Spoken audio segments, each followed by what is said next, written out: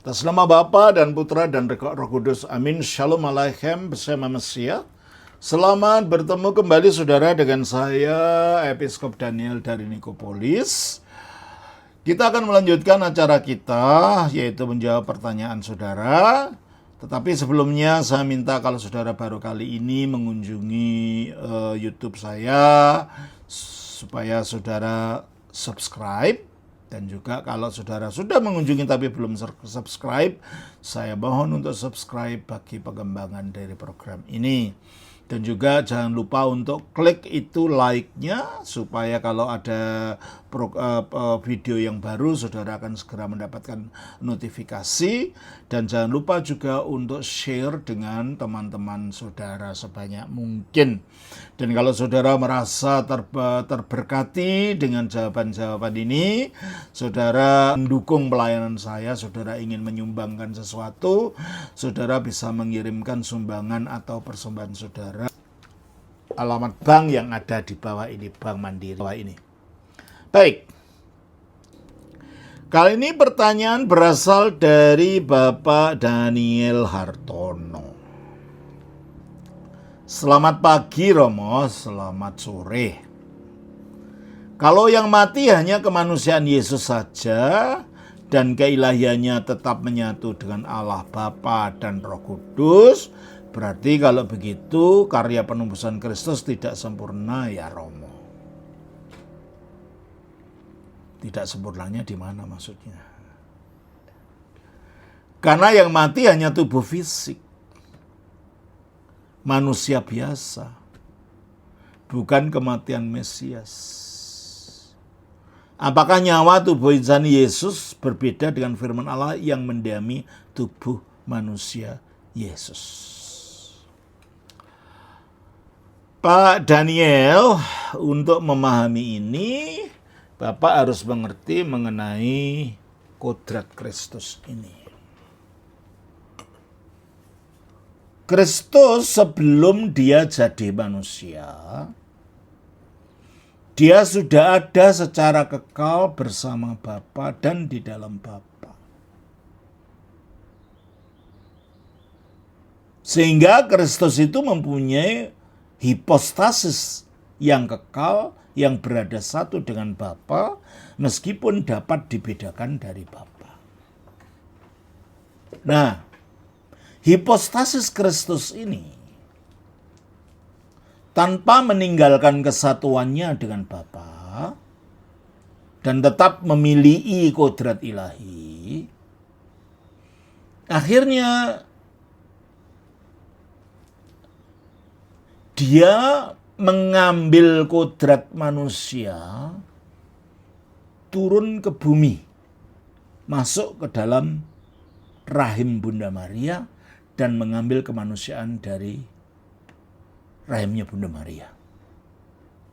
Coba kita baca di dalam 1 Yohanes pasal yang ke-17 ayat 5. Oleh sebab itu ya Bapa, permuliakanlah aku padamu sendiri, dengan kemuliaan yang kumiliki di hadirat-Mu sebelum dunia ada. Jadi sebelum dunia ada, dia sudah ada di hadirat Bapa.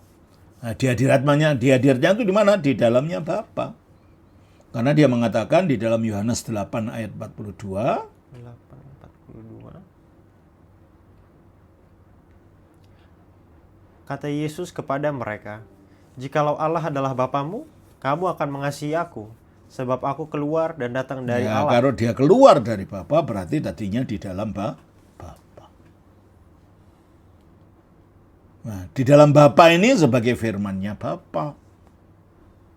Karena dia ada di dalam Bapa, maka dia memiliki kodrat yang sama dengan Bapa, yaitu kodrat Allah. Maka dikatakan dalam Yohanes 1 ayat 1. Pada mulanya adalah firman, firman itu adalah Allah. Firman itu bersama-sama dengan Allah, dan firman itu adalah Allah. Bersama-sama satu di dalam Bapa. Ya. Nah, akhirnya dikatakan di dalam Filipi pasal yang kedua, ayatnya 6 sampai 7. Yang walaupun dalam rupa 5 sampai 7. hendaklah kamu dalam hidupmu bersama menaruh pikiran dan perasaan yang terdapat juga dalam Kristus Nah, Yesus. pikiran dan perasaan apa yang terdapat dalam Yesus ini? Yang walaupun dalam rupa Allah, Yang walaupun dalam rupa Allah, kenapa dalam rupa Allah? Ya karena dia firman-Nya Allah yang ada di dalam Allah. Maka dia memiliki kodrat Allah. Dia dalam rupa Allah. Terus? tidak menganggap kesetaraan dengan Allah itu Nah, berarti keilahiannya sebagai firman dengan Bapa sama, setara. Karena hanya ada satu keilahian yang dimiliki oleh Bapa tapi juga dimiliki oleh firman-Nya. Terus, jadi dalam keilahiannya Bapa tidak lebih besar dari Putra. Ya. Bapa tidak lebih ilahi dari Putra, Putra kurang ilahi, tidak, setara, sama. Satu karena hanya ada satu keilahian. Terus sebagai milik yang harus dipertahankan, melainkan telah mengosongkan diri nah, dia sendiri. mengosongkan bukan dalam arti hilang itu keilahiannya. Tetapi tidak dimunculkan, tidak dinampakkan supaya betul-betul keberadaan ilahinya itu dapat dinyatakan. Sebab kalau keilahiannya itu yang dinyatakan, maka karena keilahian itu lebih berkuasa dari kemanusiaannya, maka kemanusiaannya nggak akan nampak. Sehingga dengan demikian, maka dia tidak betul-betul manusia. Oleh karena itu keilahiannya tidak dinampakkan meskipun tetap ada di situ. Coba kita baca di dalam Kolose pasal 1 ayat 19. Karena seluruh kepenuhan Allah berkenan diam di dalam Dia. Seluruh kepenuhan Allah. Artinya totalitas yang penuh dari kealahan itu tetap berkenan diam di dalam manusia Yesus. Ya, terus kembali ke Filipi tadi. Melainkan telah mengosongkan dirinya sendiri dan mengambil rupa seorang hamba. Mengambil rupa seorang hamba dan menjadi sama dengan manusia. Dengan manusia. Dengan demikian, ketika Kristus menjadi manusia, dia betul-betul manusia seperti kita. Tetapi kealahannya tidak hilang, kealahannya tetap tinggal dalam dia. Nah, di dalam keilahiannya itulah dia tetap tinggal dengan Bapa dan Rohnya. Sehingga Bapa itu Kristus itu dalam keilahiannya tetap tinggal pada Bapa dan Bapa tinggal pada Kristus. Inilah yang namanya perichoresis, saling mendiami. Nah, jadi di dalam Kristus tetap hanya ada satu pribadi. Pribadi siapa? Pribadi dari Sang Firman. Nah, pribadi ini yang menjadi subjek dari dua kodratnya. Kalau dia menggunakan kuasa-kuasa ilahi, umpamanya menyembuhkan, bangkit dari mati, ya, mengalahkan iblis, berjalan di atas air. Semuanya ini yang menjalankan adalah pribadi atau hipostasis yang satu itu, tapi menggunakan kodrat ilahinya untuk melakukan semuanya itu. Tapi hipostasis yang sama ini juga menggunakan kodrat manusianya kalau dia menjalankan hal-hal yang bersifat manusia. Umpamanya lahir, tumbuh, lapar, haus, sakit, menderita, dan mati. Jadi ketika manusia Yesus Kristus itu mati, yang mengalami kematian itu adalah pribadi ini melalui kodrat manusianya.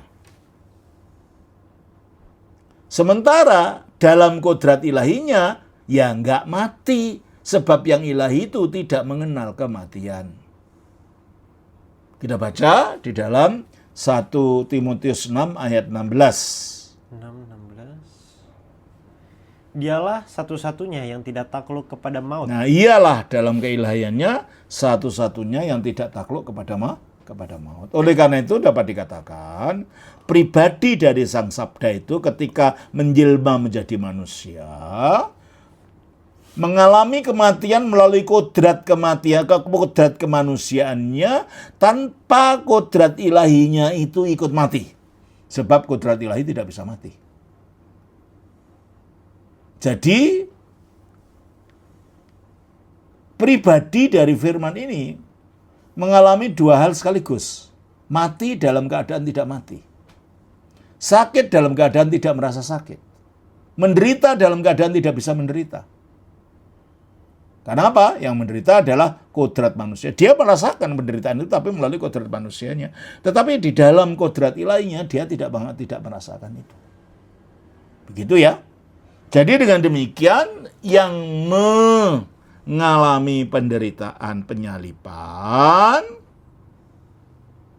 ya firman-Nya Allah yang kekal melalui kodrat ilahinya. Sementara dalam kodrat manusianya, sementara dalam kodrat ilahinya dia tidak mengalami kematian itu. Jadi yang mati, yang merasakan mati adalah pribadi dari firman melalui tubuh kemanusiaannya. Yang mati siapa? Ya Mesias. Sebab yang merasakan kematian yang ilahi, wah, bukan hanya sekedar manusia saja. Yang mengalami adalah kodrat dari pribadi dari firman melalui kodrat manusianya. Sementara kodrat ilahinya tidak mengalami kematian, sehingga kodrat keilahinya itu dapat mengembalikan tubuh yang mati itu hidup kembali. Kita baca di dalam Yohanes 10 ayatnya yang ke-17-18. 10, 17, 18. Bapa mengasihi aku oleh karena aku memberikan nyawaku untuk menerimanya kembali. Tidak seorang pun mengambilnya daripadaku, melainkan aku memberikannya menurut kehendakku sendiri. Ya, dia memberikannya, dia rela untuk mati, tapi juga tidak seorang pun mengambilnya daripadaku, melainkan aku memberikannya menurut kehendakku sendiri. Aku berkuasa memberikannya dan berkuasa. Ya, aku berkuasa memberikannya, terus? Dan berkuasa mengambilnya kembali. Berkuasa mengambilnya, tubuh itu hidup lagi. Dari mana kuasa itu didapat? Ya dari kodrat ilahinya. Yang menunjukkan kodrat ilahinya tidak bisa mati, ada di dalam tubuh ini, sehingga kodrat ilahi ini dapat mengembalikan tubuh yang mati tadi untuk hidup kembali. Terus, apakah nyawa tubuh insan Yesus berbeda dengan firman Allah yang mendiami tubuh manusia Yesus? Ya tentunya.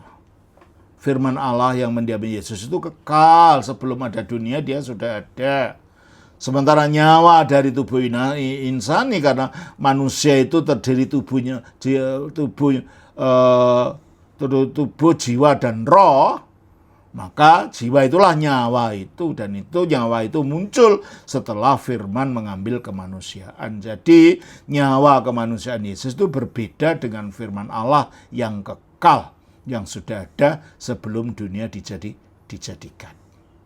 Begitu ya Pak Daniel Hartono, kiranya Tuhan memberkati. Shalom.